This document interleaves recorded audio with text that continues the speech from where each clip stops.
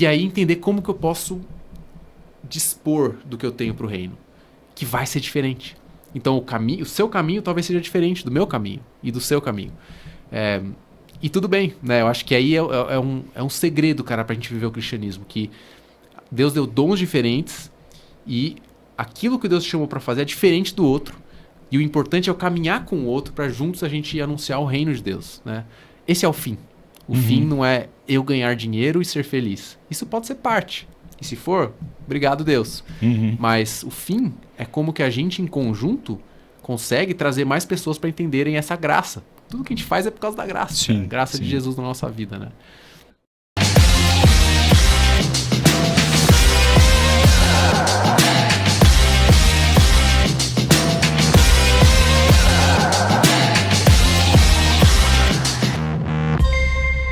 Bem-vindos a mais um podcast do Tela.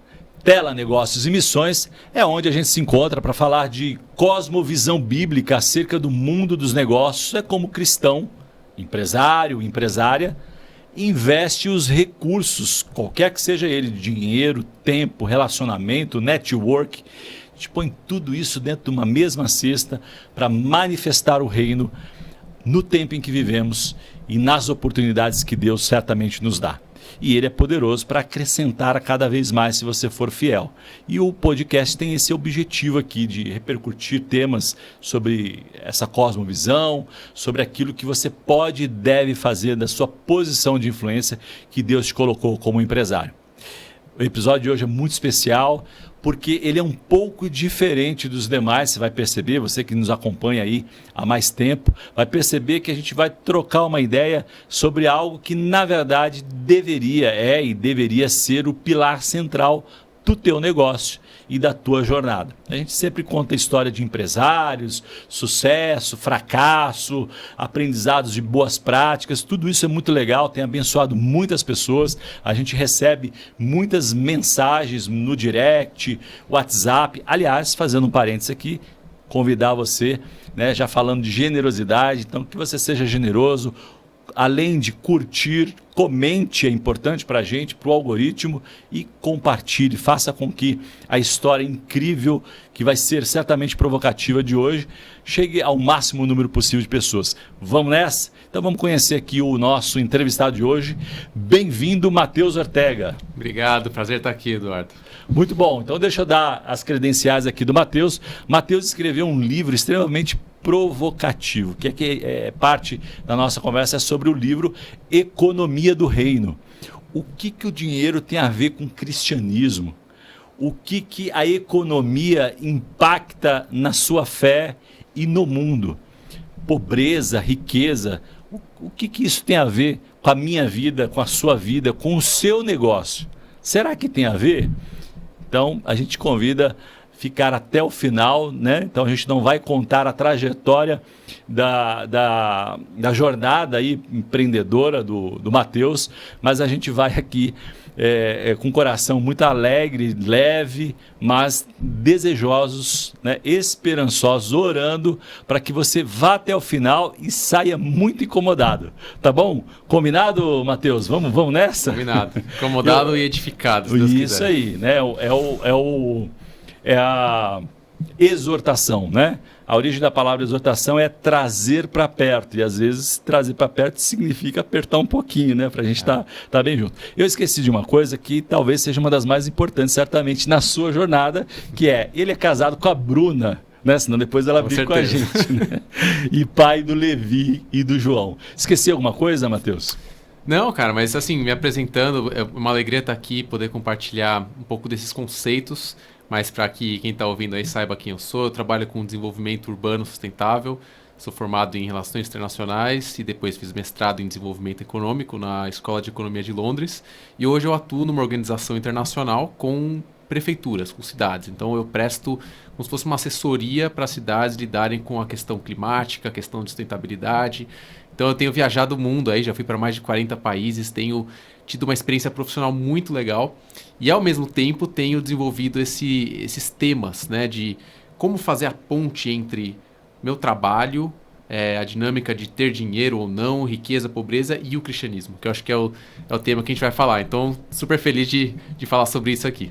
Muito bom. Aliás, né, deixa eu aqui recomendar para nossa audiência, o Mr. H vai pôr aqui na tela o Instagram do Matheus. Ele tem um Instagram que é um fórum de debate aí sobre o tema, né? Você comentou numa outra oportunidade que o pessoal vai lá para discutir isso, então a gente não vai ter tempo provavelmente para abordar tudo isso, é um tema extenso, né? Mas certamente já fica aí o convite para você entrar nas redes sociais do Matheus. É Instagram, certo? O @economia do reino. É lá que rola a conversa. Que rola os fight. Né? Ô, Matheus, só uma curiosidade. Você sabia que a Bíblia tem 2.350 versículos sobre recursos financeiros, negócios, coisas correlatas à economia? Sabia disso? Sabia disso, e você sabia, cara, que mais de 60% das parábolas de Jesus também é sobre recursos, né?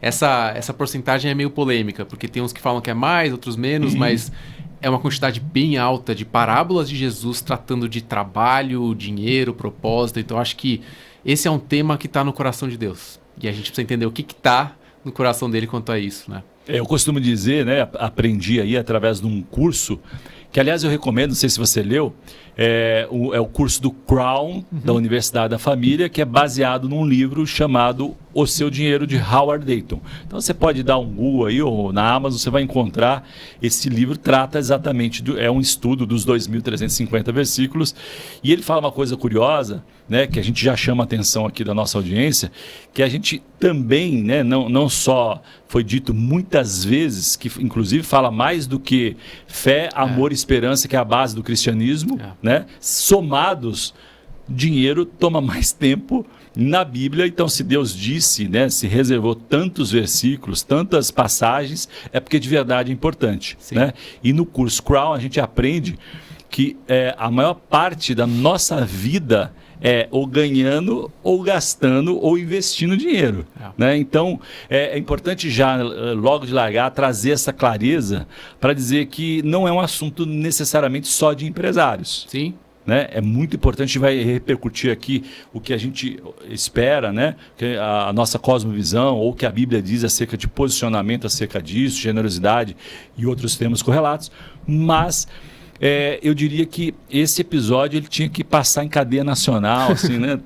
É um assunto que acho que a igreja até, né? Não uma crítica, mas estou falando uma outra igreja, a igreja com I maiúsculo precisava discutir mais isso. Você concorda comigo, Matheus? Eu concordo, e tem um outro ponto que é, como você tem tantos versículos sobre dinheiro, é muito fácil de extrair alguns deles e criar um pensamento em cima daquilo que é distorcido. Porque para você ter uma visão da Bíblia, você tem que considerar todos esses versículos, né?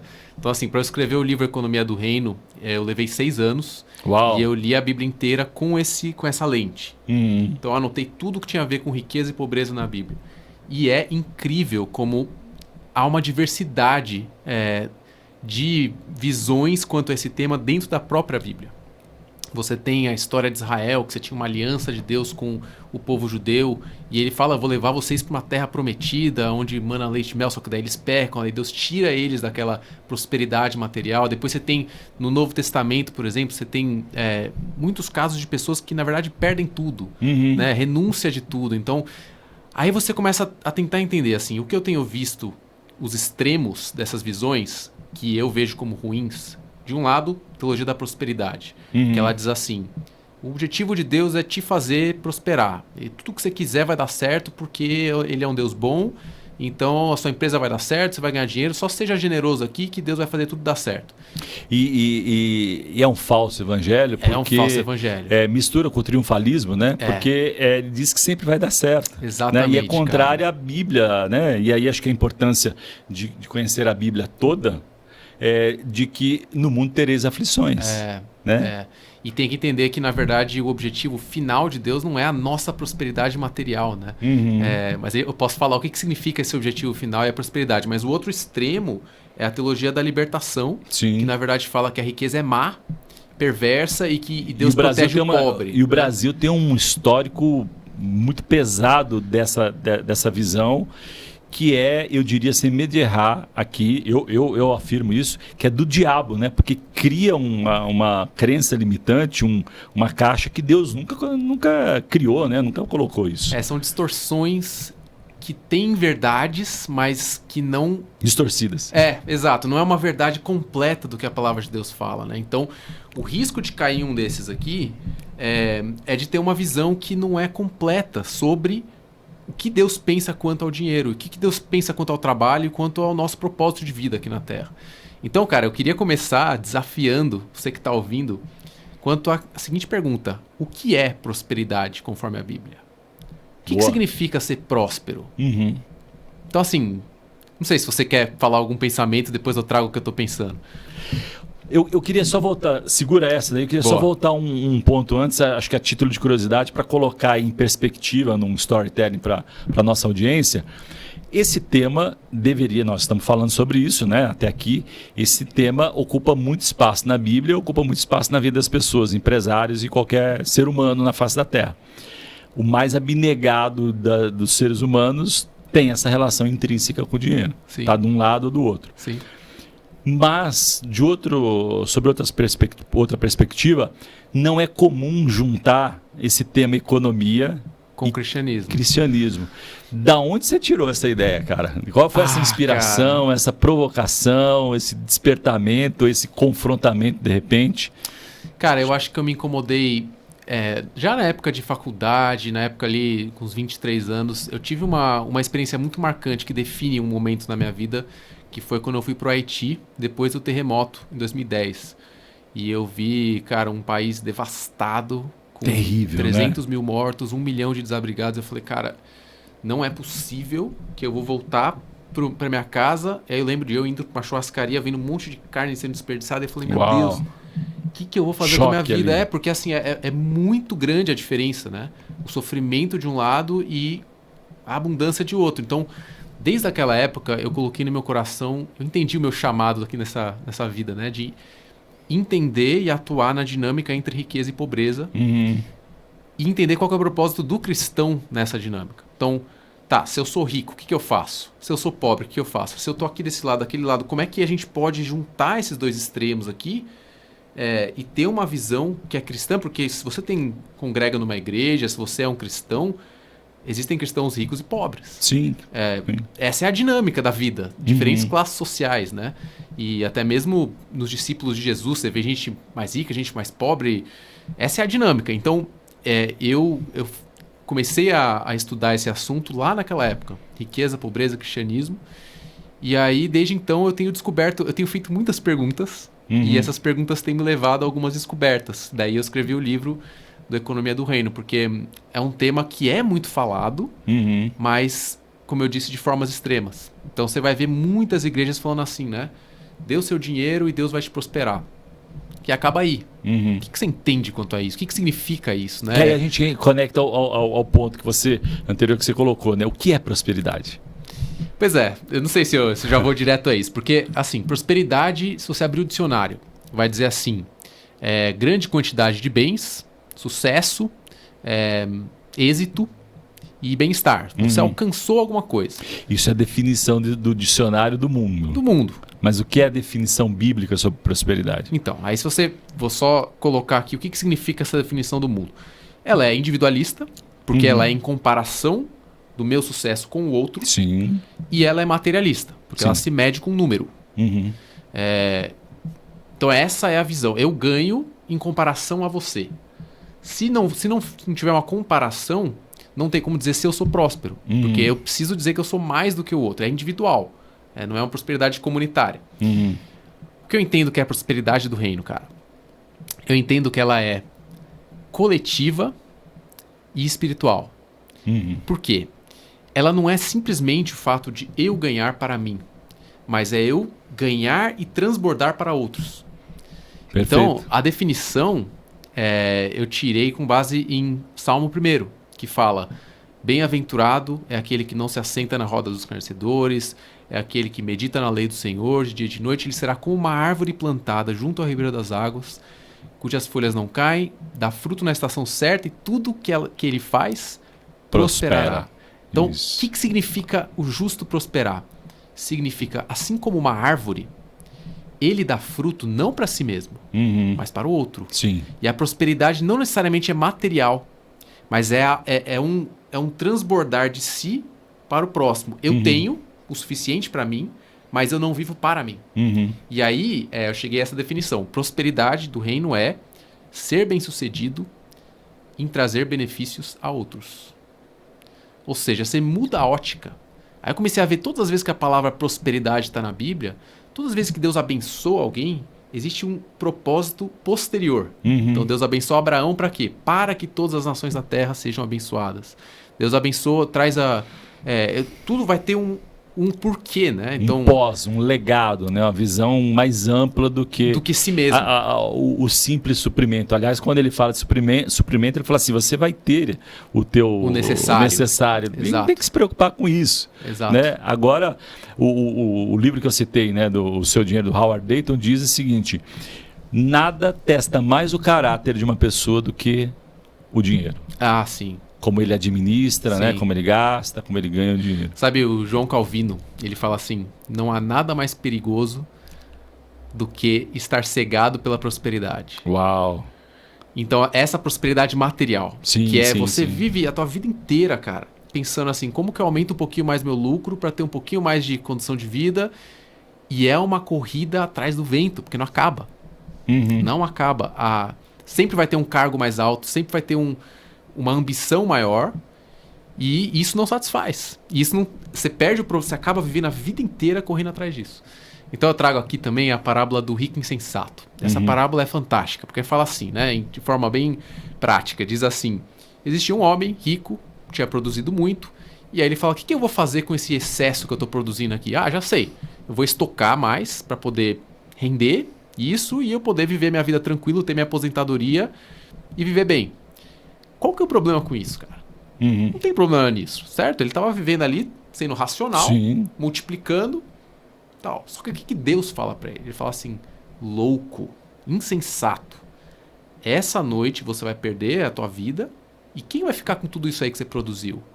Apesar de você ter sido rico nesse mundo, você não foi rico para com Deus. Por isso você é louco. Então, o que é muito interessante disso é que não é a riqueza em si que é o problema nessa parábola. É o fato dele não ter sido rico para com Deus. É uma outra métrica de prosperidade. Sim. Se a gente está medindo a nossa vida de acordo com essa métrica de prosperidade material, a gente vai chegar a conclusões individualistas e materialistas.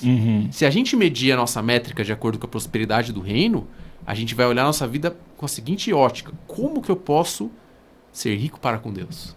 Aí começa uma outra conversa. Sim. Muda a conversa, né? Muda tudo, a perspectiva, o ponto de partida, o ponto de chegada. Exato. Né? Adicionando a isso a parábola dos talentos, né? Sim. Porque é sobre isso, né? É sobre essa perspectiva de você trabalhar o dinheiro dele para o outro, né?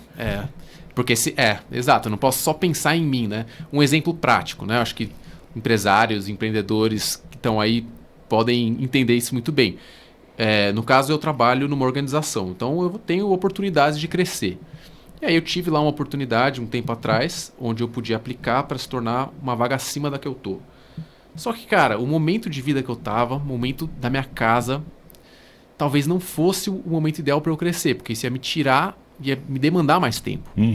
Então, o que me rege? O que me rege é o sucesso a qualquer custo, ou o que me rege é entender os limites do sucesso de acordo com uma visão mais ampla do que essa prosperidade. Sim. Se eu deixar de trazer benefício para os meus filhos, será que vale a pena? Então tem que colocar na balança. E aí a gente entra na questão de, tá, então quais são os meus princípios? O que rege minha vida? O que rege minha vida é o lucro? É eu estocar o máximo possível? Ou o que rege a minha vida é pensar em como que isso tudo tem um sentido e um propósito além de mim mesmo? Então por isso que eu começo falando muito disso, sabe? A gente vive uma sociedade individualista, cara. Todo mundo, é muito egoísmo, é muito eu me viro, você se vira. Se a gente faz negócio junto, é para um se virar, outro se virar, né? E isso, quando você fala a sociedade, isso inclui os cristãos. Inclui os cristãos, cara. Não deveria. Mas é porque a gente está operando com uma lógica que é do mundo. A gente vai para a igreja, adora a Deus. Quando a gente entra na empresa, a gente segue Adora mamon. a gente segue o status quo. A gente só segue o jeito que as coisas são. Mas, Matheus, eu vou te fazer uma provocação aqui. Posso? Uma pimenta aqui nesse ponto. Bora. Aí. Nós estamos num mundo capitalista. Perfeito? E o capitalismo gera riqueza, é a base, não uma das bases do capitalismo. Isso, sob certo aspecto, é bom. Concorda comigo? Agora, porque o contrário disso é uma distorção completa. A gente vê aí a Rússia, etc e tal, socialismo, uma coisa mais antibíblica, né? Porque não tem equidade, é um poder centralizado, é uma aberração, né? Não é o nosso tema aqui, mas quando você olha para o capitalismo, eu estou fazendo aqui o papel do advogado ali, sim, dos dois pontos, ponto contra ponto. Quando você olha para o capitalismo, ele, a princípio, parece uma solução para essa dinâmica de desenvolvimento da riqueza para abençoar a muitos. Mas isso, na prática, acaba não funcionando. Aonde que está aí a falha? São duas perguntas. Onde está essa falha, né, de entender o lado bom do capitalismo e usar isso a favor, né, desse princípio bíblico? E como o cristão se desconecta ou se dissocia dessa parte ruim? Sim, é uma boa pergunta, cara. Eu entendo que nenhum sistema econômico desse mundo é equivalente ao reino de Deus. Então já começamos... Não representa 100%. Ah, beleza. Nada que a gente fizer aqui, porque os nossos sistemas são corrompidos, porque nós somos corruptos. Sim, perfeito. E quando Jesus é perguntado pelas pessoas, e quando que vai vir o reino de Deus aqui na Terra? Ele fala assim, olha, não se enganem se alguém disser, ó, tá aqui ou tá ali, porque o reino de Deus está entre vocês. Uhum. Então ele traz uma ideia de que reino de Deus é composto por pessoas que vivem em unidade, vivem esse amor cristão, mas não em sistemas humanos. Então eu já começo assim, cara, capitalismo ele tem elementos positivos e elementos negativos. Então, elementos positivos, ele estimula essa geração de riqueza, de empreendedorismo, ele tem esse livre mercado, essas possibilidades. Mas se eu for focar no negativo para dizer assim, o que o cristão tem que cuidar para não cair, eu diria que são 2 pontos. O primeiro é, ele gera desigualdade naturalmente, porque essa riqueza vai para mãos de poucos. Sim. Então hoje a Oxfam fez uma pesquisa em que a riqueza de 1% é equivalente à riqueza de 99% do mundo, dos 1% mais ricos. Uau. E um pedaço dessa riqueza está com os judeus, diga-se de passagem, né? Então aí, se a gente olha isso, a gente pensa assim, cara, não tá certo isso aí não, cara. Uhum. Eu já fui para tribo no meio da África, que você olha e você fala, peraí, tem uma coisa errada aqui. Não pode ser assim, né? Então essa desigualdade social é o que eu trabalho com a ONU, com o Banco Mundial, com essas organizações, eles usam esse termo, né? Leave no one behind, né? Não deixe ninguém para trás. Que é a lógica de que o que adianta o desenvolvimento, o progresso da economia se estamos deixando parte da sociedade para trás. Então isso traz um pouco a questão do desenvolvimento ser sustentável, ou seja, porque isso é um custo para a sociedade, se você for ver. O custo social de você ter gente em necessidade é muito grande. Sim. Gente desempregada, questão de saúde, enfim, vai longe. Então, assim, dizendo do ponto de vista dos problemas do capitalismo, esse seria um. Então, como que o cristão bate de frente a esse modelo que é pró-lucro apenas? Sim. Eu já trabalhei em empresa e, assim, uma vez eu ouvi que em empresa só tem um setor, vendas. Porque no fim você só quer vender. A gente ouve muito isso, né? Nos treinamentos, os coaches aí da moda falam isso. Venda, o teu mantra tem que ser venda. Pois é. Mas aí o cristão vai pensar, será que o meu objetivo final é apenas a venda?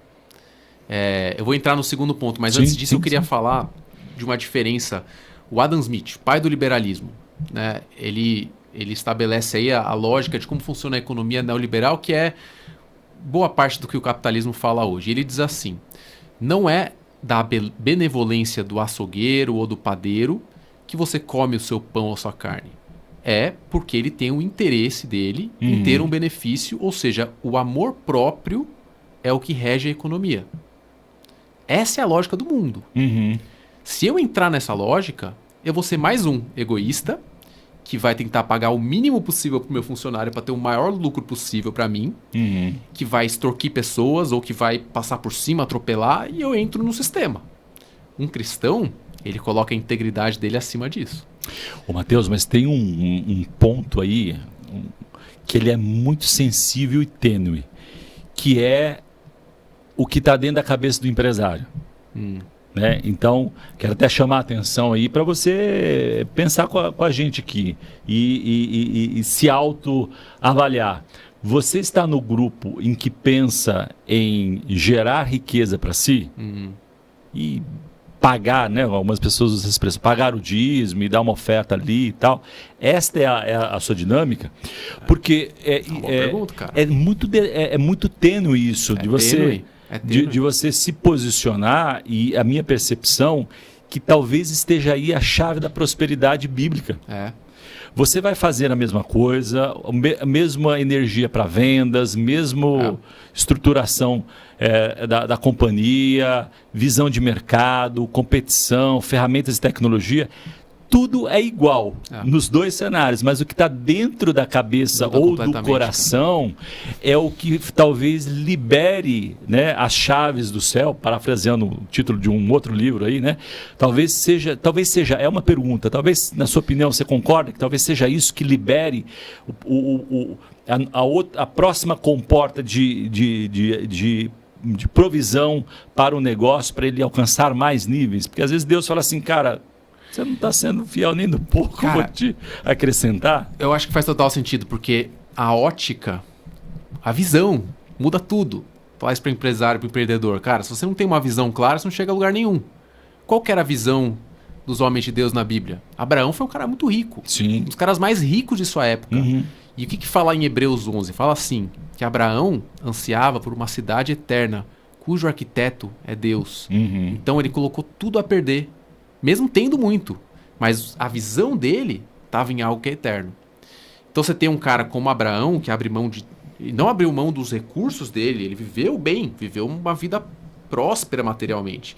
Só que o coração dele não estava naquilo. E isso é visto como uma caminhada de fé. E daí, do outro lado, você tem também em Hebreus 11, Moisés, que fala que ele abriu mão de ser filho do faraó lá para viver no deserto. Então você tem diferentes possibilidades aí, mas os dois tinham a ótica na eternidade. Como é que a gente vive o nosso dia a dia com a ótica na eternidade? Aí a gente vai ter que falar de vários pontos aí, por exemplo, a questão do individualismo, a questão do rico insensato, que é só pensar em si mesmo, não pensar no outro, não ser rico para com Deus. Numa sociedade extremamente consumista. Mas a gente tem que andar na contramão do consumismo, na contramão do materialismo. E é difícil, cara. É difícil. E às vezes a própria igreja entra nessa vibe do consumismo, cara, né? Na verdade, a gente fala... Consumismo gospel, né? Sabe o que é? A gente fala que teologia da prosperidade tá aí com outras igrejas, que não tá na nossa. Cara, a gente tem que tomar cuidado. Jesus falou, cuidado. Fiquem de sobreaviso quanto à ganância. A vida de um homem não consiste na quantidade de seus bens. Jesus falou essas palavras. E isso é uma coisa que a gente vai enfrentar em qualquer igreja, em qualquer lugar. E a linha é tênue, como você falou. Tem um filósofo que é o Hans Huckmacher, que ele fala assim, do grupo dos ricos cristãos felizes. Ele fala que hoje a gente quer ser rico, a gente quer ter todas as condições, a gente quer orar a Deus pedindo por essas riquezas e coloca ele numa coleira para dizer, faça a minha vontade. Sim. Então a gente inverteu, a gente quer ser o Deus da história. O Senhor e ele o servo. E a gente segue uns princípios, umas regrinhas para ele poder nos servir com o dinheiro e com a provisão. Cara, a gente tem que ser servo desse reino. E pra gente ser servo desse reino, muitas vezes a gente vai perder. E perder vai ser ganhar para Deus, né? Então esse é um elemento que eu acho que a gente tem como cristão estar muito atento. Tem uma frase que eu carrego comigo que é: como que você sabe se você está amando o dinheiro ou não? Aí foi, se eu não me engano, foi Basílio Grande, lá nos anos 500 depois de Cristo. Ele falou assim, que a chave para você saber se você está amando o dinheiro ou não é o contentamento. Porque se você está contente com o necessário, você não precisa de mais. Então essa ânsia por mais é muito perigosa. Porque ela leva a gente a tomar decisões, a gente às vezes se estoura correndo atrás de mais e mais e mais. Mas o contentamento é uma chave aí, é um segredo para viver essa prosperidade daqui. E não ficar sempre ansiando por mais. Contentamento não significa comodismo ou preguiça. É importante isso, colocar. É importante, porque senão, então não vou trabalhar, vou descansar, vou ficar... Não, contentamento significa assim, cara, deu certo, bora. Obrigado, Senhor, por isso, vamos seguir, vamos ser fiel. Deu errado, bora. Obrigado, Deus, porque o Senhor tem provido, não vai faltar. Então é uma postura diante da realidade que é menos triunfalista, como você disse. Sim, perfeito. Se deu certo, Deus está comigo, deu errado, Deus não está comigo. Não é assim que funciona, né? Então esse é um risco. O outro risco, voltando à questão do capitalismo, cara, é a questão ambiental, a questão de recursos. Tem um problema sério, que é você extrai recursos e eles são finitos. Sim. Isso vai dar no quê? Aonde a conta não fecha. Então hoje você tem a crise climática, a crise ambiental, crise de você ver o rio da nossa cidade todo poluído. Você produz, você cria, você faz e você descarta e não tem o fim apropriado. Sim. Né? Então eu entendo que é preciso também o cristão entender o seu papel como cuidador da criação. Mandato cultural. Mandato cultural. Cuidar e cultivar do jardim. A gente tem que ser uma raça, um povo cristão que vai se preocupar sim com a criação de Deus, porque é dele, não é nossa. Só que se a gente entrar no sistema, a gente de novo cai no abuso de pessoas, funcionários pelo lucro e também no abuso de recursos para fins pessoais, né? E rola uma justificativa muito vazia, né? De que, puxa, mas o jeito que eu consumo, né, impacta o planeta, se eu mudar o meu comportamento, né, não vai gerar um impacto significativo para o planeta. Só que não é sobre isso. É sobre aquilo que Deus espera dentro desse conceito de mandato cultural, que você não só viva, haja, mas aí, né, puxando a sardinha aí, enfim, o guarda-chuva para o empresário, é muito importante, Matheus, veja se você concorda comigo, que o empresário entenda que ele, e aí nós não estamos falando de acepção de pessoas, né? Ele exerce um papel diferente na sociedade. Né? Ele exerce, querendo ou não, tendo perfil no Instagram ou não, ele exerce um papel decisivo de influência. Sim.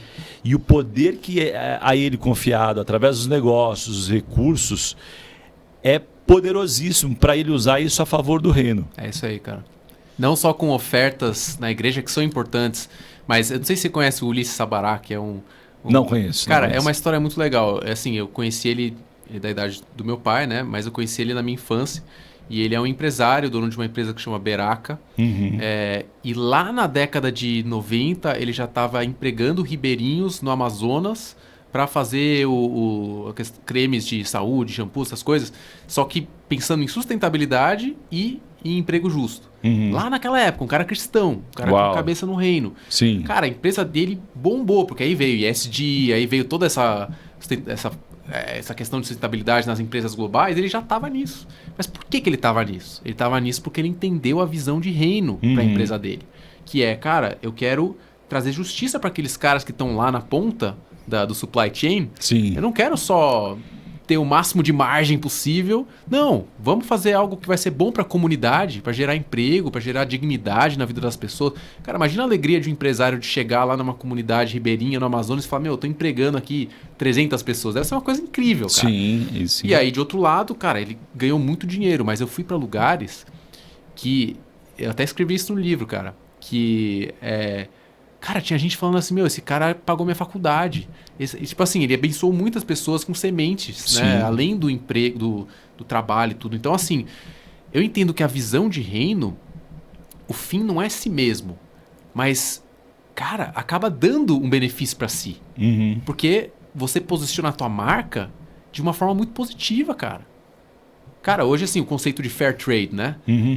Eu morei na Inglaterra um tempo, já tem muita gente consumindo produtos que são de fair trade, ou seja, que pagam bem quem está lá produzindo café, o café é um bom exemplo disso, né? E elas acabam criando esse marketing social que super funciona. Exato, mas existe uma coisa que é o greenwashing, né? Que é a pessoa usa a lógica, mas não é de fato sustentável e tal. É um problema. Cara, tô pensando aqui, talvez a gente esteja fazendo um tipo de Christ washing, né? Uau, isso é Nunca pensei gravíssimo. nisso, cara, mas a gente usa o cristianismo pra se vender como, eu sou cristão também, faz negócio comigo e tal, mas a gente, na verdade, não é de fato, né? Uhum. Então, assim, eu acho que é necessário ter uma reflexão aqui, você no seu trabalho. Cara, será que o meu negócio tem princípios bíblicos? Uhum. De respeito a funcionários, de...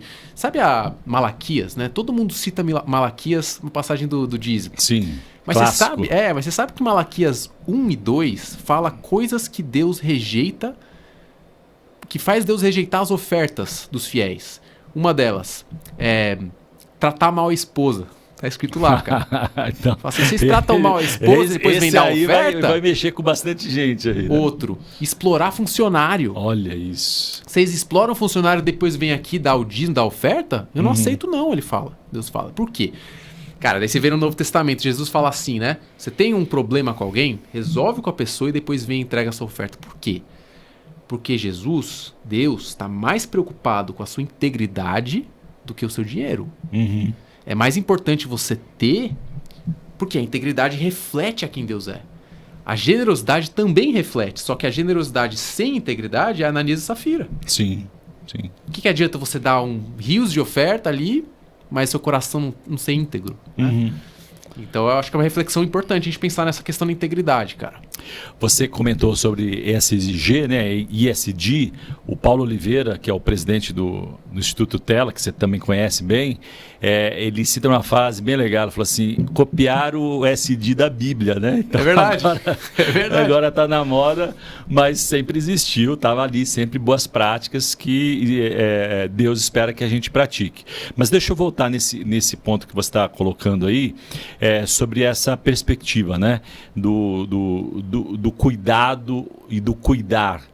E aí o objetivo aqui não é gerar um corte polêmico, nada disso, né? Mas quando a gente olha, Mateus, para os pastores ou líderes de igreja, e eu posso dizer da minha experiência, talvez, né? Não sei se isso talvez se traduza para a grande maioria no Brasil, eles entendem quase nada ou muito pouco de capitalismo, de dinheiro, de dinheiro. Cara, é difícil isso. Você não acha que talvez aí eu estou misturando, né, os assuntos, economia do reino, mandato cultural, porque você não acha que a igreja teria esse papel de ensinar? Sim. E para ensinar você precisa saber, porque muitos... eu estou falando isso por conta desse ponto, né? Questionar o verdadeiro cristianismo. Se partindo dessa premissa, se entender essa dinâmica da vida significa ser cristão genuíno, isso precisaria ser ensinado na igreja. Sim. Ou não é o papel da igreja, ou os pastores estão ali para apacentar as ovelhas, para tirar o carrapato. De novo, não quero ser polêmico, cara, e nem te pôr em saia justa. Não é. Mas aqui eu acho que a gente está ampliando a discussão e é importante. É importante porque, cara, isso mexe com a frustração do empresário cristão que vai para uma igreja e na igreja não tem transparência de como é usado o dinheiro, não tem diligência, não tem prestação de contas, que são princípios que a gente está acostumado no ambiente de trabalho. Sim. E aí você chega na igreja e não tem nada, você fala, peraí, mas... E aí, assim, a gente sabe onde... Isso é uma frase que eu peguei do livro do John Stott. Onde tem dinheiro, tem risco de corrupção. Sim. Sempre vai ter um risco. É intrínseco. Porque você pode ter mais, então você tem um risco ali. Será que eu vou usar para mim? Vou usar para outra coisa? Então, você precisa ter prestação de contas, né? Então, assim, o que eu tenho feito, cara, eu tenho falado para líderes. Eu não sou mais... Não sou melhor, não sou mais inteligente do que ninguém, mas eu estou estudando o assunto de riqueza, pobreza e cristianismo há mais de 10 anos. Então, eu trago para eles o seguinte: como que você pode ensinar a tua igreja uma relação mais justa do cristão com o dinheiro? E...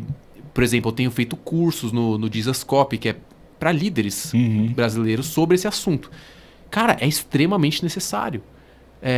Inclusive, assim, o pastor não tem como saber de tudo, né? Às vezes a gente enxerga o pastor como um super-homem. O pastor tem que dar a posição política, ele tem que dar a posição econômica. Cara, ele estudou grego, hebraico e Bíblia. Quando estudou, né? Às vezes, máximo, ele... Nem o seminário... nem o seminário não foi. Então, assim, é claro que ele não vai conseguir responder a tudo. Então, o que eu tenho feito também, cara, inclusive na nossa igreja, a gente começou um grupo e eu tenho encorajado os empresários, empreendedores a terem papéis na igreja de ajudar a igreja com isso. Então, cara, por que você não vai lá na sua igreja se ninguém tá fazendo? Vai e cria um grupo. Por que você não vai e conversa com o teu pastor e fala, meu, eu tô com uma ideia aqui de fazer um esquema de melhorar a transparência da igreja financeira. Entendeu? Tipo assim, pensar em soluções, porque as soluções não vão vir todas do pastor, né? Então, assim, mas eu acho que é um tema super necessário, inclusive, já fazendo um merchan aqui do meu segundo livro. Opa, então mostra pra aquela câmera ali, ó. Qual? Aquela ali? Essa aqui sua. Isso. Dá um close aí, Mr. H. Esse aqui é o Dízimo, o que mais importa. Esse aqui eu dou de presente pra você, cara. Opa, muito obrigado. É um livro que fala sobre dízimo e doação. E é pensando em teologia para líderes cristãos. Cara, se tem um tema que é deturpado no meio da igreja é o dízimo. Esse é um tema que tem gerado muita crise em muitas pessoas pelo peso. A Bíblia fala tanto sobre isso, né? Dê não por peso ou obrigação, mas conforme a sua possibilidade, pois Deus ama quem dá com alegria. Só que a gente, que nem eu falei, aquela questão da teologia da prosperidade e da libertação, a gente leva a um extremo tão grande algumas partes da Bíblia que a gente perde a figura geral. E aí esse livro busca resgatar o que mais importa quando se trata de dinheiro. E é o que Jesus fala. Ele fala assim, olha, fariseus, vocês estão dando dízimo aí de tudo, até o máximo aí das ervas e tudo, mas vocês estão negligenciando o que mais importa. Amor, justiça e fidelidade. Volta um pouco nessa questão da integridade. Deus quer de nós uma vida com amor, uma vida com justiça e uma vida com fidelidade a Ele. E isso naturalmente vai fazer com que eu doe, com que eu coloque à disposição do reino. E não ao contrário. Eu não vou colocar para então conquistar o reino. Porque senão a gente está fazendo o que fizeram na era medieval. Né? Dê para ganhar um pedaço do céu. Sim. A gente está falando dê para ganhar um pedaço da terra. Vender um pedaço da cruz, né? Então é uma loucura. Então assim, eu entendo que é necessário falar sobre o assunto. Eu tenho falado, não é fácil. Porque isso existe toda uma tradição nas igrejas para tratar do assunto. Mas é preciso revisitar. Então eu sou um dos poucos que trata desse assunto aí. Tão necessário, né? Ampliando um pouco, então, já que você está falando de dízimo, né? E isso vamos colocar assim, transversal para o cristão, tanto empresário como não empresário. Aí vamos ampliar um pouco a discussão aqui para a esfera do trabalhador. Trabalho, ou um assunto que vem de um monte de livro, que todo mundo quer saber, eu não sei qual que é o meu propósito, qual que é o propósito dessa empresa, eu não encontrei meu propósito ainda. Né? Parece que o propósito é um status quo que você... uma distorção terrível. Mas como é que você poderia ajudar nessa reflexão do trabalho, do dinheiro e do propósito? Cara, é uma excelente pergunta. Eu entendo que a gente precisa... Deus deu dons para nós. Cada um tem dons diferentes. O ponto de partida é essa compreensão, né? É engraçado que a parábola dos talentos, a palavra não significa talento, significa dinheiro. É como se fosse a parábola dos dólares, né? Isso, é isso aí. Mas também dá a entender isso, que você tem recursos que te foram dados. Numa versão extensiva da interpretação. Isso. Mas é importante deixar claro isso, porque eu já vi muitas pregações falando que não quer dizer recurso. Não quer dizer recurso. A origem da palavra é dinheiro material mesmo. Talento era uma moeda, né? Era uma moeda, né? Isso. Então, assim, cara, você tem dons que eu não tenho, eu tenho do que o outro não tem.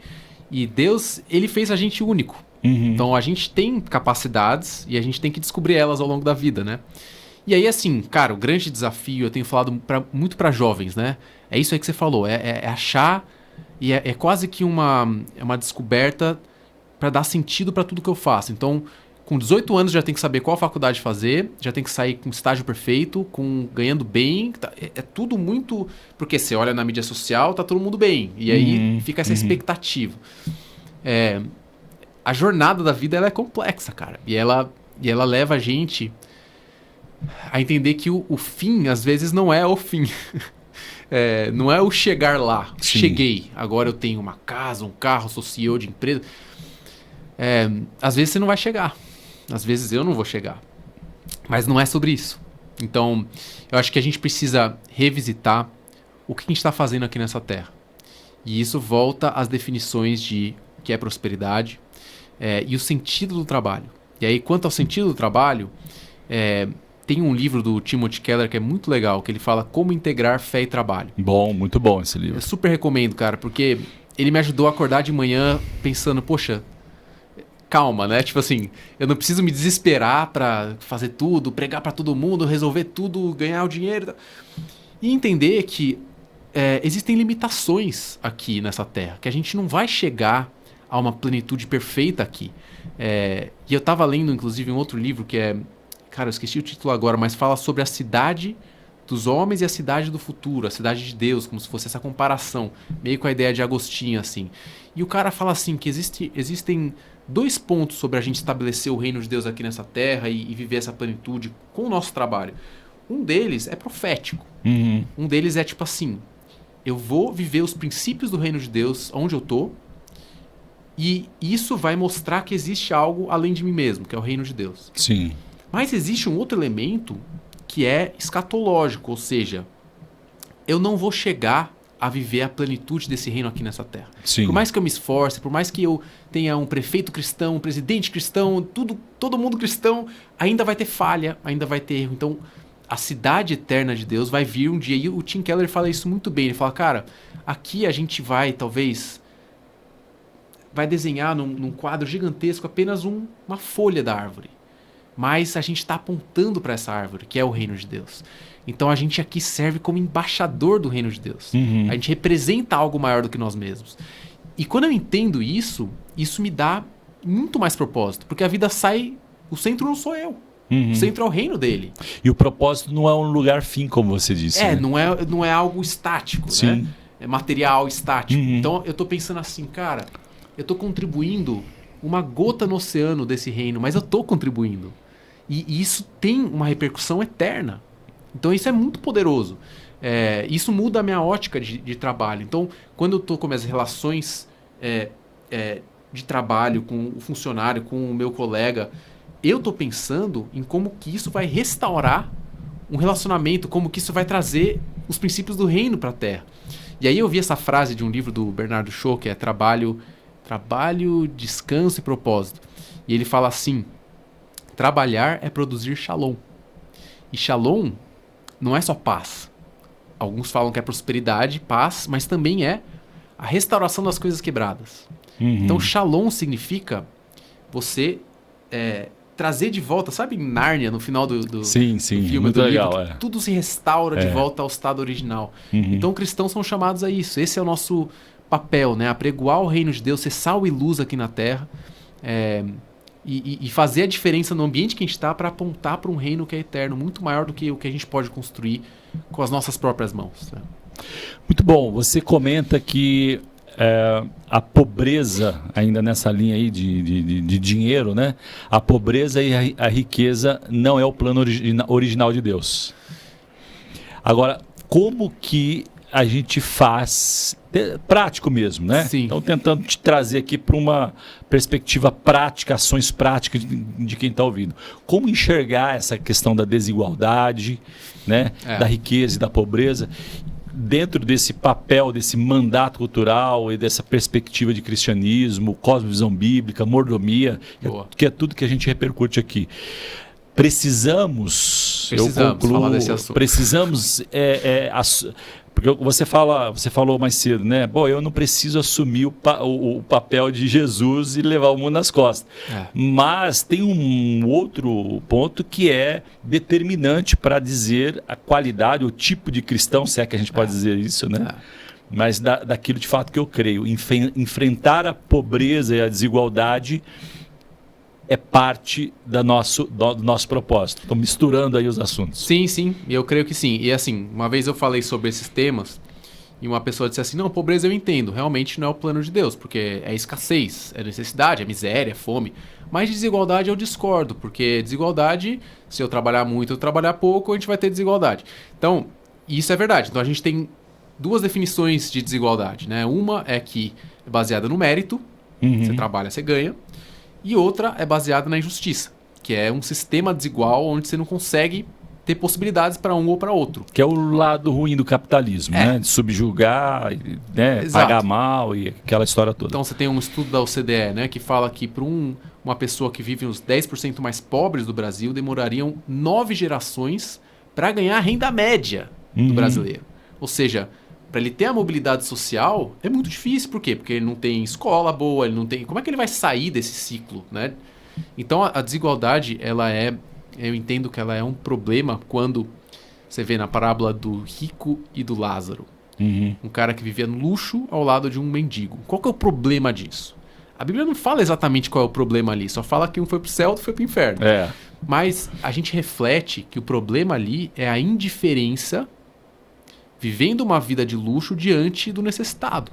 Por que a gente conclui isso? Porque tem outras centenas de passagens na Bíblia que falam que esse é um problema. Você tem, por exemplo, Isaías, que fala assim, Deus falando, eu tô cansado de seus cultos, das suas assembleias, de vocês levantando a mão e me adorando. Vai lá cuidar do órfão, vai cuidar da viúva, do pobre, eles estão precisando. Seja o meu braço, né? Deus fala para os cristãos hoje, seja o meu braço para ajudar quem precisa. Ama o próximo como a ti mesmo. Então, eu entendo que se a gente não segue essa linha, a gente não vai conseguir resolver tudo, cara. E outra, no Economia do Reino eu coloco diferentes perfis. Ou seja, vai ter gente que não vai lá pro meio da África, mas pode dar oferta. Sim. Vai ter gente que não vai criar uma ONG, transformar, mas vai gerir os recursos para serem mais úteis. Tem diferentes possibilidades aí. Só que o que não tem de possibilidade é o seguinte. Eu tava nu, você não me vestiu. Eu tava com fome, você não me deu de comer. Aí é Jesus falando. E isso é o que determinou a eternidade das pessoas. Então, é sério isso, cara. Se eu tô preocupado com a minha eternidade, eu tenho que me preocupar com o pobre do meu lado. Você quer dizer que, dentro desse ponto de vista, a gente poderia dizer que todo empresário, que naturalmente vai ter recursos, mais ou menos, deveria se envolver com causas sociais? Deveria ser obrigatório isso do ponto de vista de... Bom, o 100%, né? Porque entra naquela discussão quanto que é a parte de Deus e quanto que é a parte que me cabe, né? A Bíblia diz que 100% é de Deus, né? E se o cuidar do pobre é a verdadeira religião, eu estou aqui então fazendo uma narrativa, uma construção, né? Deveria, os empresários que estão nos ouvindo, nos assistindo, homem, mulher, deveria ter um departamento de investimento em obras sociais. E aí eu estou colocando obras sociais, Matheus, e a palavra é essa mesmo, né? Porque tem muitos amigos meus, empresários, falam assim, eu só ponho dinheiro em missões da igreja. Pô, mas se Deus permitiu que você saiba que uma família, né, do teu círculo, ou um trabalho que abençoa o pobre, que acolhe mães, etc. Tal, no teu bairro, você não está dando esse dinheiro para isso. Então, e Jesus não veio fundar uma religião, né? Não veio separar, criar, não, isso aqui é dos nossos, isso aqui não é dos nossos. Então, volta à pergunta, né? O empresário deveria obrigatoriamente, do ponto de vista da perspectiva, ter um departamento de investimento em trabalhos sociais? Cara, a gente está querendo chegar em algo prático, né? Sim, sim. Mas eu não diria obrigatório, sabe por quê, cara? O risco aí... É por amor, né? É o que o texto diz. O risco é ser que nem na Idade Média a Igreja Católica fazia, que é a caridade te leva à salvação. Sim.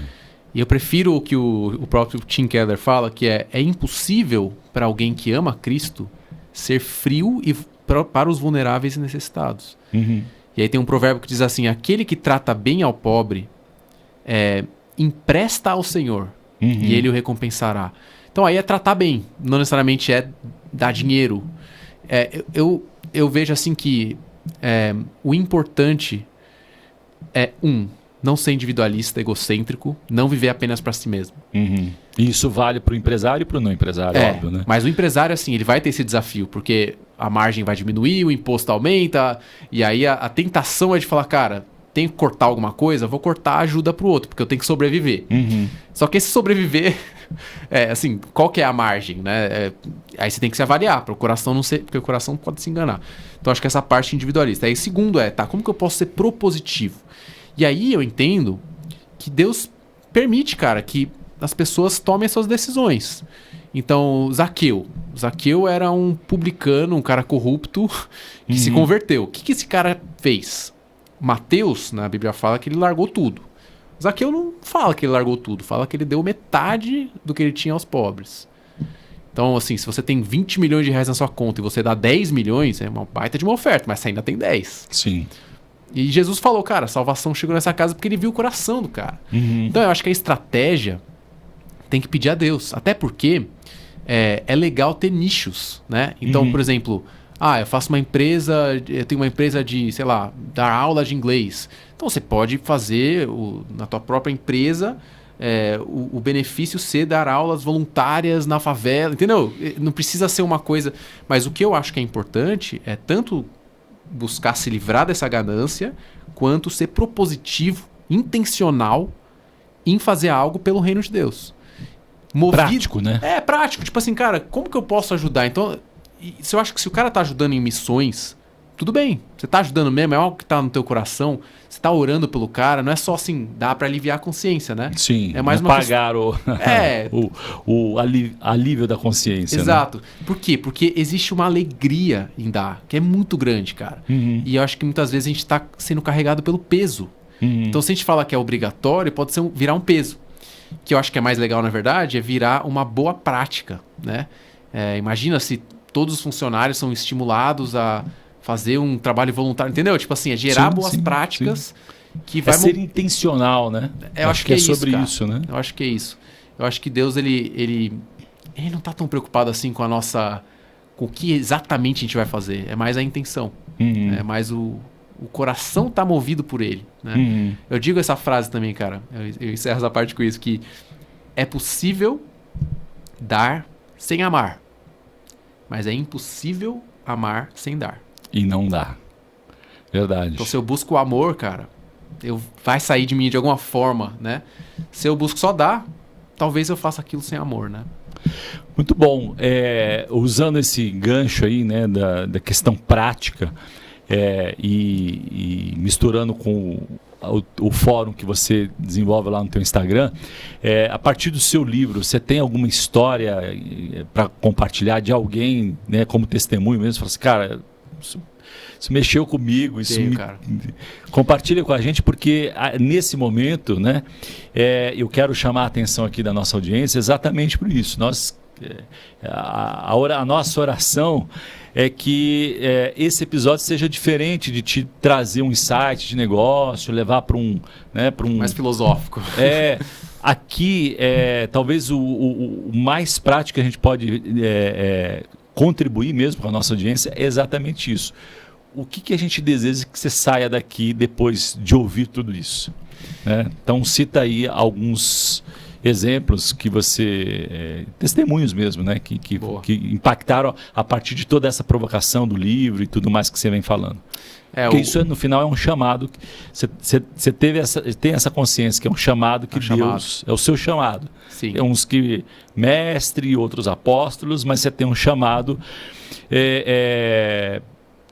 Vou aqui exagerar, quase profético, né? De lançar a palavra, mas não necessariamente a palavra, né, do futuro, mas trazer para perto da palavra, para a origem da palavra, para aquilo que o reino de Deus, através da palavra, quer realmente traduzir em ações práticas, né? Cara, é isso aí. E o livro Economia do Reino, ele fala de 4 perfis, que é o doador, o moderado, o transformador e o abnegado. Então, com isso, eu apresento diferentes possibilidades de você lidar com a riqueza e a pobreza. Por exemplo, você pode viver com bastante dinheiro, desde que você seja generoso e que você não viva só para si, como a gente falou. Mas você também pode viver como um abnegado, abrindo mão de todo o dinheiro e sendo um missionário, sendo alguém que vai fazer um trabalho social. É uma opção de vida. Você também pode viver uma vida, que eu falo, moderada, equilibrada, tendo o necessário, nem muito nem pouco. Eu tô contente com aquilo que eu tenho, eu vivo, pago minhas contas, cuido da minha casa. Ou você pode também ter uma vida que é de transformador, de, cara, fazer uma ONG, mudar a sociedade e ter esse ímpeto. Eu entendo que existem elementos do cristianismo nas 4 possibilidades. E aí isso gera uma liberdade, vamos dizer assim, para você viver aquilo que Deus está te chamando para viver. Então, por exemplo, tem um caso lá de uma pessoa que me falou que depois que leu o livro, ela estava em dúvida se ela poderia talvez abrir mão do emprego que ela estava para ser alguém que ia estudar teologia, viver missões. E ela entendeu que o chamado dela era ser esse abnegado. Ou seja, nem assim, o livro ajuda a nem demonizar a riqueza e nem demonizar a pobreza. Sim, então, se alguém opta pela pobreza voluntária, isso não é necessariamente ruim, porque isso pode ser um chamado específico. Então esse caso foi interessante, porque ela tomou essa decisão, e inclusive ela já escreveu um livro de teologia, ela está seguindo a vida dela baseada numa decisão vocacional, porque ela entendeu que, no caso dela, ela tinha que seguir esse rumo. Outro caso interessante foi de uma mulher, que depois que eu falei, ela veio falar assim para mim, olha, a minha vida inteira eu chamei o meu marido de mesquinho, mas agora eu entendi que ele é moderado. Por quê? Porque o doador é alguém que ganha muito e doa muito. O moderado é alguém que ele dá com a razão, ele é mais racional no uso. Então ele é mais gestor e esse aqui é mais doador. Então às vezes existe um conflito, até mesmo num casamento. E é interessante isso, porque talvez você está falando assim, cara, eu quero ajudar todo mundo. E tudo bem, só que às vezes você vai casar com alguém que é muito mais tipo assim, não, cara, a gente tem que colocar... E a gente tem que entender essa dinâmica para saber como que a gente vai colocar à disposição do reino os nossos dons e como que a gente aperfeiçoa o que a gente não tem tão bem, né? E aí a principal mensagem que eu tenho a passar aí para você que está ouvindo é não andar sozinho, porque o reino de Deus não é feito de pessoas sozinhas. Então talvez você tenha um baita de um projeto, um negócio, ninguém sabe, ou você tem uma empresa, ninguém na igreja conhece você, cara, se envolve.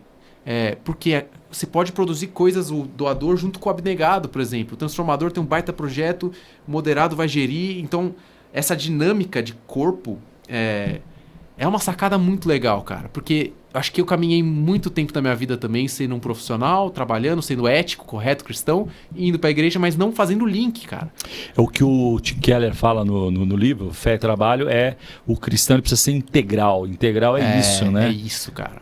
É isso. E eu acho que de testemunho que eu tenho visto é pessoas entendendo de forma muito clara o papel delas, então superando uma crise. Sim. Então, sou empresário, ganho muito dinheiro, estou em crise.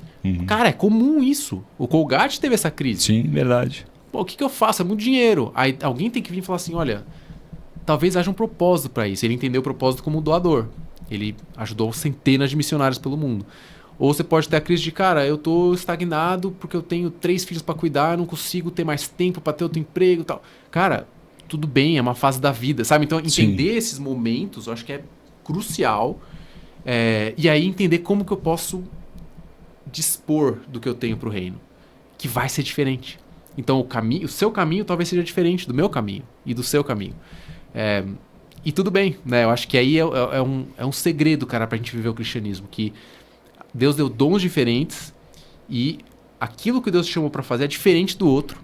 E o importante é eu caminhar com o outro para juntos a gente anunciar o reino de Deus, né? Esse é o fim. O fim não é eu ganhar dinheiro e ser feliz. Isso pode ser parte. E se for, obrigado Deus. Mas o fim é como que a gente em conjunto consegue trazer mais pessoas para entenderem essa graça. Tudo que a gente faz é por causa da graça. Sim, a graça de Jesus na nossa vida, né? Então acho que esse que é o meu encorajamento para quem tá ouvindo aí. Eu vou trazer a conversa um pouco para o mundo dos negócios de novo, o empresário, né? Recentemente eu troquei uma ideia com um conselheiro da Missão Portas Abertas. Você conhece a Missão Portas Abertas? Conheço sim. Cara, incrível. Trabalho deles, né? Com povos não alcançados, em países em que é proibido, as pessoas morrem, sim, né? Se ler uma Bíblia, se ouvir uma palavra de Deus, é outro mundo, né? Você citou lá a história da churrascaria, que você não foi no Haiti, depois não conseguia comer na churrascaria, é um choque, né? É um choque, cara. Mas, e ele deu um dado que é chocante igualmente, né? Que 0,63, ou seja, menos de 1% dos cristãos investem ali no Ministério. Eles fizeram lá uma conta, né? E o quanto que, vou colocar dessa perspectiva, o pouco frente à necessidade desses 0,63 que aportam dinheiro, e ele falou que a maior parte é empresários, né? Por isso que eu estou colocando esse ponto, transformam cidades, Matheus. Cara, é impressionante, cara. Na Índia, em outros países, né, não alcançados. Então, de novo a provocação, né? Você acha que, partindo aí dessa referência, você acha que se os empresários cristãos, genuínos, depois dessa sua provocação, né, de ir para a Bíblia, porque é importante não só ouvir o que a gente está dizendo, né, e essa minha oração pessoal, que quem está nos ouvindo, qualquer que seja o horário que esteja ouvindo, minimamente se proponha a fechar a porta do quarto e falar assim, eu ouvi isso. O que você quer agora com o que eu faço? Né? E aqui, hashtag fica a dica, né? E eu vou deixar você responder essa pergunta que eu faço. Você acredita que se os empresários cristãos brasileiros se posicionassem, resolvia essa parada? Cara... E aí não estou falando de assistencialismo. Não, Nós estamos falando de pregar o evangelho, que deveria ser a perseguição principal do cristão, né? Eu estava na Coreia, na conferência de Lausanne, ano passado, que é uma conferência que juntou 5.000 líderes cristãos. Paulo Oliveira estava lá, inclusive. Sim. Do mundo todo, de 200 países do mundo. E aí lá eu vi gente da Coreia do Norte, da China, do Irã, falando, cara, eu saí tão inspirado, cara, porque assim... gente lá nos indígenas que ainda não tem a Bíblia. Cara, se eu tivesse dinheiro, eu ia sair investindo um monte de gente, cara, porque é muito projeto legal. Então, assim, muitas vezes tem gente que fala assim, cara, eu não dou mais porque eu não sei se vai ser bem usado, eu vou cuidar bem daquilo. Cara, realmente, você tem que cuidar bem. Só que tem muito projeto legal. Sim. Tem muito projeto que presta contas. A minha sugestão pra você, vai orar, sei o que o Eduardo falou. Ora a Deus, porque se sua vida tá entregue a Deus, pertence a Ele, né? E aí, minha sugestão é, visita projetos. Faz disso uma rotina. Cara, vai lá conhecer o Portas Abertas, sei lá onde, vai conhecer a missão na tribo indígena, Asas do Socorro. Cara, tem um monte de projeto bacana, cara. Vai conhecer, entendeu? Eu sei de um empresário, eu fui visitar um projeto em Colombo, no Paraná, que é de refugiados afegãos. Uhum. Eles receberam 80 refugiados quando teve a crise do Talibã. E aí deram um emprego tal, e restituíram a vida dessas pessoas. Mas foi caro fazer essa infraestrutura para receber. Um empresário chegou e falou, quanto que vocês precisam? A gente precisa de 2 milhões. Ele chegou e deu 1,5 milhão. Foi. Construiu, mudou a vida de 80 refugiados afegãos. E eu fiz um documentário sobre isso, inclusive. Que legal. Economia do Reino, que conta essa história. Tá disponível. YouTube, o que é? Google Play? É o YouTube do Economia do Reino. Tá lá no... legal. Quanto tempo é o documentário? É uns 25 minutos. Tranquilo. E então. conta a história... É muito interessante, porque, cara, às vezes pode ser um cara com muito dinheiro. Uhum. E aí tinha uma outra moça que a gente entrevistou, que ela era viúva de um cara, um fazendeiro de soja, que tinha um monte de terra. E ela conta a história dela. Ela fala, Deus me incomoda. Eu acordo no meio da noite, nos meus travesseiros de pena de ganso, e eu quero ajudar alguém. Então, Deus toca o coração, né? Uhum. E aí o meu encorajamento é, cara, vai atrás. Vai atrás. E se você não tem dinheiro, também pode ser um hábito de ajudar com tempo, com, cara, serviço. E aí você vai gerando esse hábito na tua vida, para quando você tiver dinheiro, você não virar aquela pessoa egoísta, né? Uhum. Então, assim, eu vejo que se... Cara, não precisa de muita gente, não, cara. Se alguns cristãos que têm condições se juntassem, cara, a gente pode mudar muita coisa. Eu tenho alguns sonhos. Um deles é ter um fundo no Brasil, onde a gente possa ter dinheiro para fazer projetos saindo desse fundo que seja sustentável, porque eu acho que essa é uma crise dos doadores. Uhum. Ser sustentável, ser de longo prazo, trazer impacto, e não só ser algo que vai cair numa conta e você não sabe para onde foi. Mas existem sim projetos que são incríveis. Eu fui pro Nepal, cara, 2 anos atrás, projeto de tráfico humano. Estão resgatando, já resgataram mais de 500 crianças do tráfico humano, da prostituição infantil. Meninas e meninos de 10, 12 anos.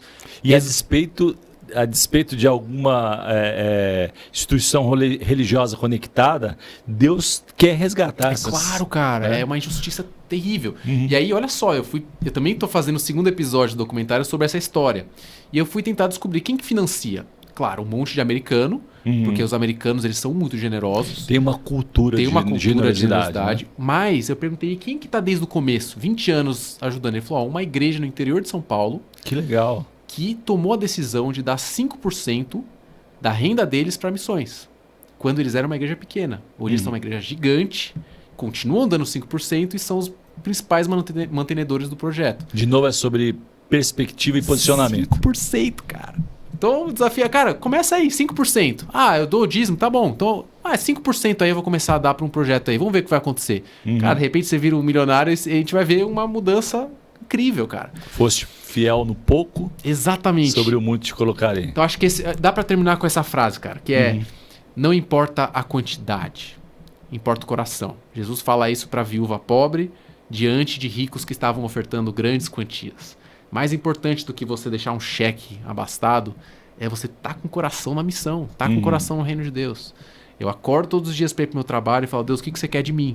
Como eu posso representar o teu reino nessa terra? Eu acho que essa é a pegada, porque daí vai surgir as oportunidades e Deus vai guiando no caminho. Boa. Tem um pastor amigo que diz o seguinte, ninguém pode dar o que não tem. Né? Você não vai passar o cartão de crédito para fazer uma doação. Mas ele fala também que se você sentir no coração de dar dinheiro para alguma causa de missões ou humanitária, ele fala o seguinte, sabe que não foi o diabo que te falou para você dar o dinheiro. É interessante isso, porque Ananias e Safira, Pedro fala bem assim, por que o diabo... fez vocês pensarem que vocês poderiam enganar Deus, né? Exatamente. Então, existe um risco aí, que é a filantropia, por exemplo, ela traz a glória para si, né? Sim, é isso. Então, existe então, é essa linha tênue, né? Por isso que o coração tem que estar alinhado com Deus, né? Pra gente... Mas é interessante o que você falou, porque, cara, ser generoso, você abre mão de si. Geralmente. 90% das vezes, né? É um abrir mão. Então, é difícil mesmo você fazer isso... com o diabo falando, né? Pode acontecer, né? E a Bíblia diz que o generoso prosperará. É verdade. Aqui na Rede Tela a gente acredita, Matheus, que por conta da tecnologia e do momento histórico que a gente vive, inteligência artificial, né, democratizou o acesso ao empreendedorismo. Hoje qualquer jovem, se gastar 1 hora por dia da semana, diminuir, não precisa nem tirar o videogame, mas diminuir, ele constrói agentes e soluções que valem dinheiro. É verdade. Né, que pode trazer... se bem calibrada aí, dentro desse assunto que nós tratamos hoje aqui, traz prosperidade para a família dele, a partir dele. Então, nós acreditamos que o Brasil tem um potencial de levantar a maior geração empreendedora da história do país. Animal. Não é? Então, esse é um dos pilares da Rede Tela, de fomentar isso, dizer para você que é jovem. A gente tem um pedaço da audiência que são jovens que estão... Vou empreender, não vou? Aí a gente está dizendo, vai empreender. Né? Uma oportunidade gigante. Antes, para você montar, né? Se a gente volta 100 anos na história, que não é muito, cara, só quem podia montar uma empresa é quem tinha muito dinheiro, era o rico. Né? Hoje você pode montar uma empresa sem dinheiro, né? O acesso à tecnologia, um computador, praticamente assustador o dado, né? De que existem mais smartphones do que brasileiro. É louco isso, eu nunca vi ninguém com 2 celulares, mas é uma realidade, ou seja, tem acesso. Que conselho você daria então para um jovem que está pensando em empreender? Boa, eu diria o seguinte, trabalhe duro, porque a Bíblia fala que o diligente prosperará. Prosperará, isso aí. Então, o trabalho diligente, e diligência não é só duro de muitas horas, mas, cara, constância, disciplina, fazer o arroz com feijão, vai lá, estuda, se esforça. Tem que dizer isso, cara, porque tem gente que acha que dá para ganhar tudo muito rápido. YouTube, você fez, já ganhou, lucro alto. eu diria o seguinte, cara, vai aos poucos. Não põe o seu coração nisso, né? Ainda que venha, mas não é sobre isso o jogo, né? E também calma, né? Não precisa ser um case de sucesso com 18 anos, né? Vai aos poucos, vai construindo aos poucos, vai crescendo. Seja uma pessoa responsável, uma pessoa que paga as contas. Em Tessalonicenses fala assim, né? Que o cristão deve buscar ser alguém que cuida dos seus próprios negócios e trabalha com as suas próprias mãos para não ser um peso para ninguém. Então começa a fazer seus negócios, seja ousado, seja corajoso, vai para cima e não perca o seu coração no processo, achando que o que mais importa é a ostentação, é o status, é você ter sucesso. Isso não é o que mais importa. Faz parte do processo você buscar crescer, mas o coração tem que se manter em Deus. Então, esse é o meu conselho. Mas bora trabalhar, bora se esforçar, porque tem muita coisa que dá pra gente conquistar e dá pra gente fazer de legal nesse mundo. Muito bom, eu falei aqui de inteligência artificial e aproveitar o gancho aqui e agradecer o nosso apoiador aqui, o Wings Group AI. Então, tá aí uma empresa talvez para você modelar, você jovem, né? Entra lá no site, fala, por que os caras estão fazendo? Deixa eu ver se eu consigo fazer alguma coisa parecida. E tem tantos outros, né? Aliás, tem um site muito legal que é em inglês, né? Mas em português seria: para todas as coisas existe uma IA. Né? Então, e é impressionante, cara. Se você pensar assim, né? Aquela coisa do pensamento, que problema que pode existir? Vai no site que existe uma IA que resolve esse problema. Entenderam. Você pode modelar isso, pode... É uma revolução, né, cara? Não é incrível? Então, agradecer aí a Wings Group AI. Para você, empresário que quer economizar tempo e dinheiro para sobrar mais tempo para sua família e dinheiro para você investir em missões, né, Matheus? Aproveitando aqui o gancho. Então você pode procurar de repente a Wings, tem produtos para a área financeira, para a área de processo, para a área de RH, tem produtos que você pode imaginar, você fala assim, cara, existe um case lá que tem um depoimento bem interessante, o empresário, ele tinha 3 funcionários para fazer uma rotina de trabalho que demorava 30 dias. Depois que ele adquiriu um produto da Wings AI sobre finanças, ele faz o mesmo trabalho em 3 dias com uma funcionária. Aí você vai falar, pô, aí quem está nos ouvindo, assistindo, vai falar assim, pô, mas dispensou 2 pessoas? A questão é que ele ficou muito mais produtivo, né?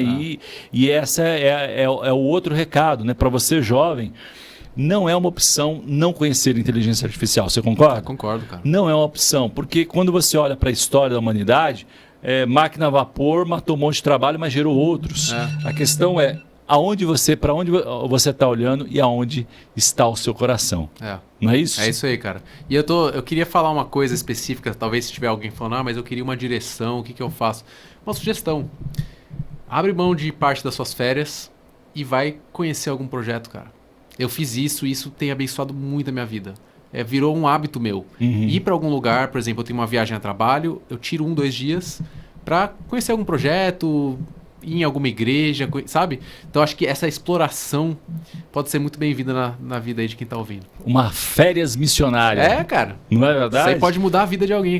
Meu filho tem 17 anos e já há 3 anos, se eu não me engano, um pedaço das férias dele é ir para o sertão lá do Nordeste com muito uma legal. Missão chamada Sal da Terra, que eles fazem em regiões, Matheus, que você pode, a gente falou aqui, né, de portas abertas, Índia, enfim, Haiti, mas existem, eu fiquei assustado, né, e sensibilizar também, né, aquela questão que você falou, um vai doar o dinheiro, o outro vai enviar o tempo, né? Então, o líder dessa missão, ele trouxe um dado que é assustador. Ele falou assim, tem cidades que são quase um vilarejo no meio do Nordeste que eles não conhecem Jesus. E não tem nada, né? Não tem nada, né? O máximo é a história do Padrinho Cícero, alguma coisa ali da região.